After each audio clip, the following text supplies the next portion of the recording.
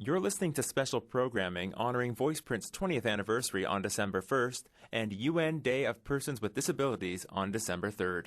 I'm speaking with Marcia Carroll, Scott Parsons, and Kerry Duggan from the P.E.I. Council of People with Disabilities about Around the Block Theatre. Kerry, how do the participants develop skills from being a part of Around the Block Theatre? Our participants come to us with needs with regards to becoming more employment ready, developing self-awareness, working on their life skills. And, through our daily routines with journaling, discussion groups together, being aware of current events, they really sort of start to focus on their place in the world, who they are as individuals, focusing on their strengths, developing the skills they need to develop. They work in a group setting, which is wonderful with our group. We have so many different people that come together. They learn from each other, and they learn from the programming that we offer. And it's all activity-based learning, so it's not a traditional classroom type of environment. And we find that the participants that come to us really benefit from the type of learning environment that we provide for them. What about children in the audience who have disabilities? What do they say to you afterward, or what's their reaction to the show? So Mark Riley, for instance, he's in a chair, and he has cerebral palsy, and all of our puppets have different disabilities. So Mark has cerebral palsy, and the scripts that we use describe how Mark gets along in school and his interaction with other kids, and all of the different skits that we do with Mark and the other kids on the block puppets all address, quite a range of issues that are important to kids going to school.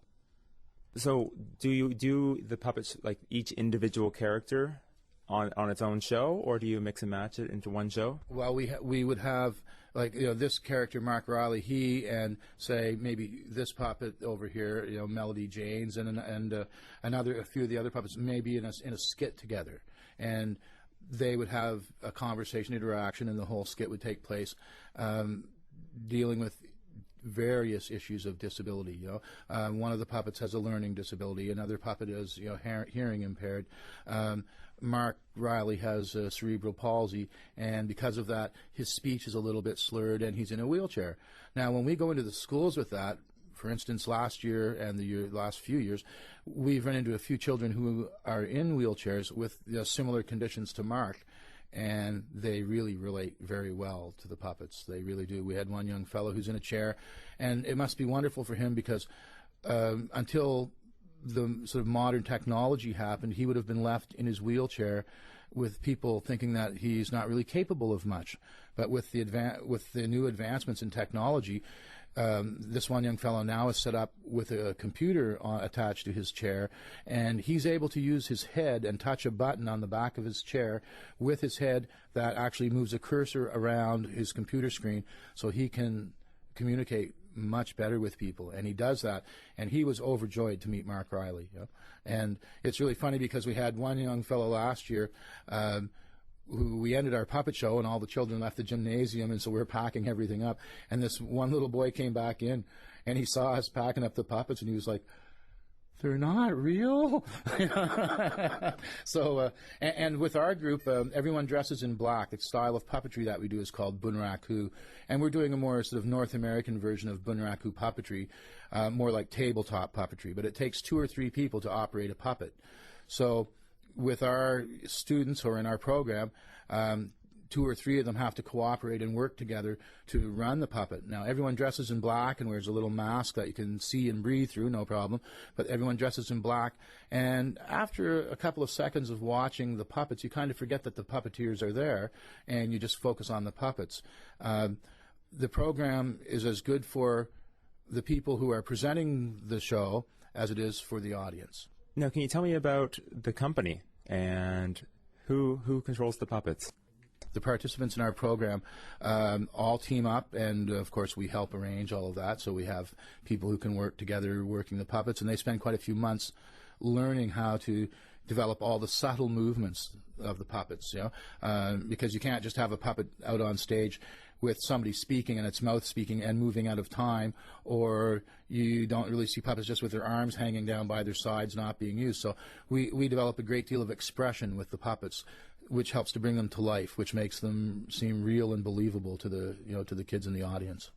How long does that process take? How long is your rehearsal time before you go to schools? Oh, we start, we do about 3 months of rehearsals before we start into the schools, maybe 3.5 months, Just to change the subject a little bit, every year we have a musical component as well in the program.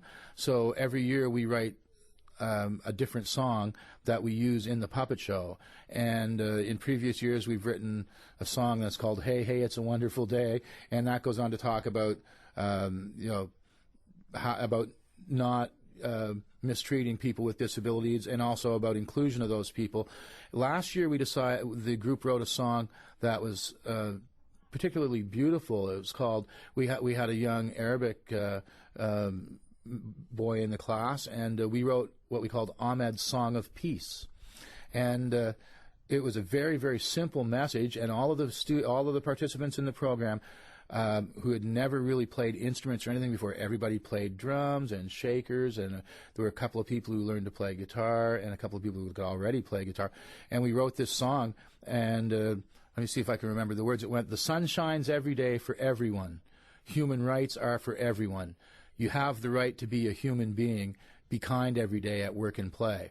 And it was beautiful last year because one of our students is Palestinian, and he sang the words in Arabic, and then the rest of the students sang the words back to him in English. So they were saying the same message in Arabic and in English, with everyone playing various instruments, playing hand drums and shakers and rain sticks. And people were a little skeptical when we first started to record this song. And when they heard it, they couldn't believe it. Like, we had one girl with the rain stick going, "I don't really think that." And then when she heard what she did and how it was mixed into the whole song, I think she was quite proud of what she did. So the kids very proudly wrote a beautiful song last year, and we recorded it and made CDs of the song. And it was called Ahmed's Song of Peace. And it was, the young fellow whose name was Ahmed, who was singing, sang in a beautiful, sort of Arabic kind of music, and gave the song just this beautiful sort of haunting quality. And then the rest of the group sang it to him in English, and in a much sort of more North American style of music. And it was really enjoyable. People really liked it, and we're very impressed with the work that they did. Why don't we have a brief listen to Ahmed's Song for Peace?